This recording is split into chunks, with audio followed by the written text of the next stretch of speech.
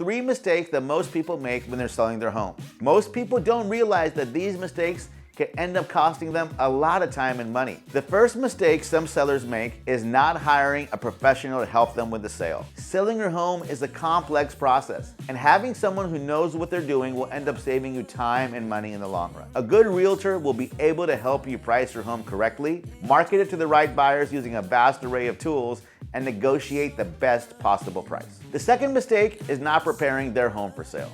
Many sellers think that they don't need to do things like declutter, deep clean, or make any repairs because they're just going to sell the home as is.